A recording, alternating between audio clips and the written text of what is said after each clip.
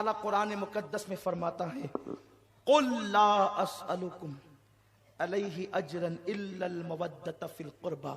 حبیب آپ کہہ دیں کہ میں نے تمہیں جو کچھ دیا، یعنی تمہارے درمیان دعوت و تبلیغ کا کام کیا، تم گمراہ تھے تمہیں ہدایت دی، تم بھٹک رہے تھے تمہیں صراط مستقیم دکھایا، تمہارے درمیان قرآن پہنچایا، پتھر کھائے لیکن تمہیں اللہ کا رستہ بتایا، اس پر میں تم سے کوئی اجرت نہیں مانگتا۔ کیا مانگتا ہوں؟ آقا فرماتے الا المودۃ فی القربى، میرے قرابت داروں سے محبت کرو۔ بات محبت کی ہے، دل کے کان سے سننا، بہت غور سے سننا۔ آقا نے قرآن میں اللہ نے آقا سے کہلوایا قل، حبیب آپ کہہ دیں، محبوب آپ کہیں، یہاں سے لے کے وہاں تک بہت سنجیدگی کا ماحول ہو اور کچھ سمجھنے کی کوشش کریں، اس لیے کہ ان باتوں کو ہمیں اپنی آئندہ نسلوں میں منتقل کرنی ہے۔ اور میں قرآن پڑھ رہا ہوں، قرآن۔ اگر کسی کو حسین کے خلاف بولنا ہے تو دلیل میں پہلے قرآن لانا پڑے گا، اگر کسی کو اہل بیت کے خلاف بولنا ہے تو دلیل میں حدیث لانی پڑے گی، کیونکہ میں قرآن سے دلیل پیش کر رہا ہوں۔ پہلی دلیل قرآن ہے۔ حبیب آپ کہہ دیں آپ، میں تم سے کچھ اجرت نہیں مانگتا سوائے اس کے کہ میرے قرابت داروں سے محبت کرو۔ قرابت دار میں ابو لہب بھی تھا، مکے کے بہت سارے لوگ رشتہ داریاں جوڑے ہوئے تھے۔ آقا سے صحابہ نے پوچھا یا رسول اللہ، ہمارے ماں باپ آپ پہ قربان، جب اللہ کا حکم آ گیا کہ آپ کے رشتہ داروں سے ہم محبت کریں تو وہ کون لوگ ہیں آقا جن سے ہمیں محبت کرنی ہے؟ آقا وہ کون لوگ ہیں؟ حضور وہ کون لوگ ہیں جن سے محبت کرنے کا حکم قرآن میں اللہ نے ہمیں دیا ہے؟ تو میرے آقا نے فرمایا وہ کون ہے؟ علی، فاطمہ، حسن، حسین، اور قیامت تک ان کی جتنی اولادیں ہیں۔ اس آیت میں ان سب کے لیے تم پر محبت فرض کر دی گئی ہے کہ تم ان سے محبت کرو۔ اب دیکھیں، جب یہ بات صحابہ نے سن لی تو پھر کیسی محبت کی اہل بیت سے؟ یہ ابو بکر صدیق ہیں، صدیق اکبر، جو صحابہ کا امام ہے، امام الصحابہ ہیں۔ نماز پڑھا کر مسجد سے باہر نکلے تو کیا دیکھا؟ امام حسن مجتبی کھیل رہے ہیں، چہرہ دیکھ کے کہتے او حسن، تو تیرے بابا علی کے مشابہ نہیں ہے، تو میرے نبی کے مشابہ ہے۔ اور اٹھا کر اپنے کندھوں پہ بٹھایا، اپنی گردن پر۔ ابو بکر اس عاشق رسول کا نام ہے، ان کی گردن پر مجھے دو ہی لوگ نظر آتے ہیں، ایک تو ہجرت کی رات نبی نظر آتے ہیں، اور دوسرے مدینے میں حسن مجتبی نظر آتے ہیں، اور کوئی تیسرے کو بٹھایا ہو تو مجھے ذرا بتا دو۔ اللہ اکبر! بٹھایا حسن کو، کس شان سے؟ ایک سینے پر ایک پیر، دوسرے سینے پہ دوسرا پیر، اور اس کے بعد جب لے کر کے چلے ہیں مدینے کی گلی میں، وہ ابو بکر جو اپنی اولاد کو اپنے کندھے پہ نہ بٹھائے، وہ حسن مجتبی کو بٹھائے، وہ بھی کب؟ بچپن میں، کب؟ اپنے بڑھاپے کی عمر میں۔ اپنی داڑھی سفید ہے، علم اتنا کہ نبی کا شاگرد ہے، لیکن نبی کے گھر کے بچے کو اپنے کندھے پہ بٹھایا۔ کسی سے دیکھا نہ گیا، پوچھنے والے نے پوچھا او ابو بکر یہ کیا کر رہے ہو؟ آپ مومنوں کی امیر ہو، صحابہ کے امام ہو، نبی کے شاگرد ہو، داڑھی سفید ہے، لوگوں میں بزرگ ہو، لوگوں میں محترم ہو، وہ ہو جن کے لیے قرآن کی 22 آیتیں نازل ہوئی ہے، وہ ہو کہ نبی جہاں گئے ساتھ لے گئے، ہجرت میں ساتھ لے گئے، جہاں گئے ساتھ، غزوات میں ساتھ، جنگ میں ساتھ، امن میں ساتھ، جن کے لیے کہا نبیوں کے بعد افضل مقام ابو بکر کا ہے۔ ابو بکر یہ کیا کرتے ہو؟ کہنے والے کو کہتے ہیں تجھے حیرت ہے میں یہ کیا کر رہا ہوں؟ میں کوئی نیا کام نہیں کر رہا ہوں، یہ بدعت نہیں کر رہا ہوں۔ اہل بیت کی محبت جو ہے نا، وہ بدعت نہیں کر رہا ہوں، میں نے اپنے نبی کو یہی کرتے دیکھا اس لیے میں بھی یہ کر رہا ہوں۔ اب ایک بات میں یاد کرنا چاہتا ہوں، حضور نے کہا تھا ابو بکر میں کندھے پہ بٹھاتا ہوں تو بھی بٹھانا، نہیں کہا تھا۔ حضور نے بس کہا تھا محبت کرو۔ حضور نے کیا کہا تھا؟ کیا کہا تھا؟ مجھے بخاری، مسلم، ترمذی، ابن ماجہ میں یا اور بھی جتنی کتابیں حدیث کی، جس کو جتنی کتابوں کے نام یاد ہو، اس میں کوئی ایک حدیث دکھائیں کہ حضور نے کہا کہ میرے بعد میری اولاد کو اپنے کندھوں پہ بٹھانا. بولو کہا تھا حضور نے؟ نہیں کہا تھا. بخاری مسلم تو بعد میں آئی، ابو بکر کے دور میں یہ سب نہیں تھا. صدیق نے تو ڈائریکٹ حضور کو دیکھا تھا، حضور سے بھی ڈائریکٹ کچھ ایسا نہیں سنا تھا، لیکن حضور نے اتنا کہا تھا کہ محبت کرنا. کیا کرنا؟ توجہ، کیا کرنا؟ کیا کرنا؟ بس حضور نے کہا محبت کرنا. تو جو چیزیں محبت کا اظہار ہوتی ہے وہ سب کرنا. ایک جملہ محبت اور اس میں ساری چیزیں حضور نے لپیٹ دی، سمیٹ دی، سمندروں کو کوزے میں ڈال دیا. یعنی محبت میں یہ آتا ہے کہ دیکھ کر اٹھ کے کھڑے ہو جاؤ، یہ بھی محبت کا عنوان ہے. ان کے لیے کھڑے بھی ہو جانا. محبت میں یہ آتا ہے سلام کرنا تو ان کو سلام، ان پہ سلام بھی پڑھنا.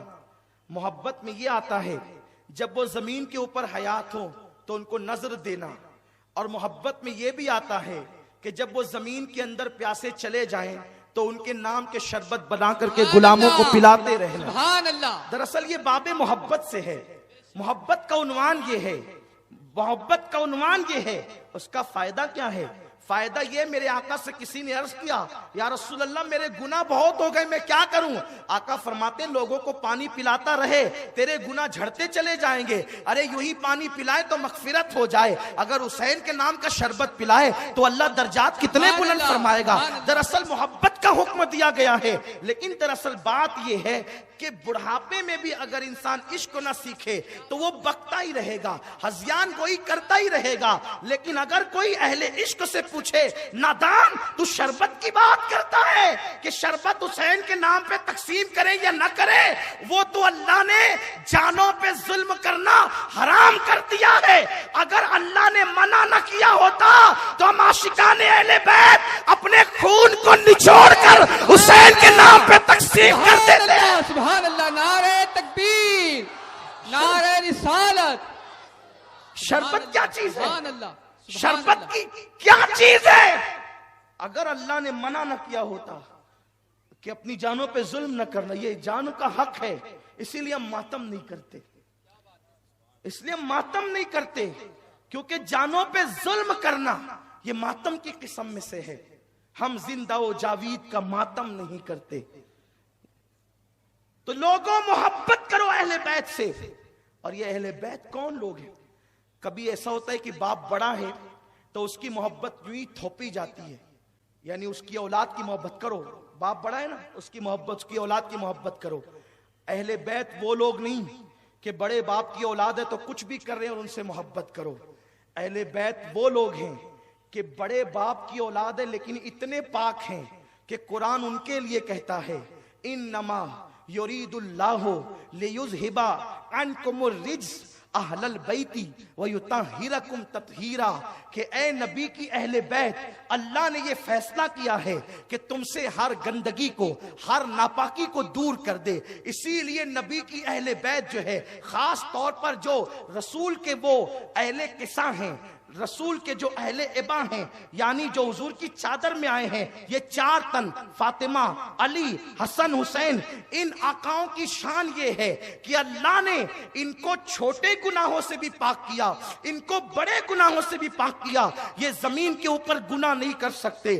یہ پاک ہے جھوٹ سے، یہ پاک ہے غیبت سے، یہ پاک ہے گندگی سے، بلکہ خلاف اولا جو اعمال ہیں ان سے بھی جو ہے اللہ نے ان لوگوں کو پاک کر دیا. ان کی طہارت کو خدا نے بیان فرمایا ہے. میرے آقا صلی اللہ علیہ وسلم کے دیوانوں، اب ذرا دل کے کانوں سے سنو، ان اہل بیت کے لیے حضور کیا کہتے ہیں، جن کی محبت میں تم آئے ہو، جن کے عشق میں تم آئے ہو. آقا کریم نے ایک دن فرمایا علی ذرا کاغذ لینا اور قلم لینا، میں ایک بات تجھ سے کہتا ہوں وہ لکھتے چلے جانا. مولا علی نے عرض کیا یا رسول اللہ، کیا آپ کو یہ لگتا ہے کہ میں آپ کی باتیں سننے کے بعد بھول جاؤں گا، اس لیے آپ مجھ سے لکھوا رہے ہیں۔ اللہ اکبر۔ آقا نے فرمایا نہیں علی، ایسی بات نہیں ہے، ایسی بات قطعاً نہیں ہے کہ تو مجھ سے سن کر کے بھول جائے گا، کیونکہ میں نے اپنی اللہ سے دعا کی ہے کہ اللہ میرا علی جو کچھ بھی سنے وہ کبھی نہ بھولے، اس کو سب یاد رہے۔ پھر آقا آپ لکھانا کیوں چاہتے ہیں؟ آقا نے فرمایا اس لیے علی کی یہ تحریر گواہ بن جائے، تیرے بعد جب تیری اولاد آئے تو اس میں منتقل ہوتی چلی جائے، اس لیے کہ تیرے بعد یہ جو لڑکا بیٹھا ہے نا، اس کا نام حسن ہے، وہ امام ہوگا، اس کے بعد تیسرا امام، وہ جو دوسرا بیٹھا ہے نا حسین، وہ امام ہوگا، اس طرح تیری نسل میں امامت چلے گی۔ تو میں کچھ لکھوانا چاہتا ہوں۔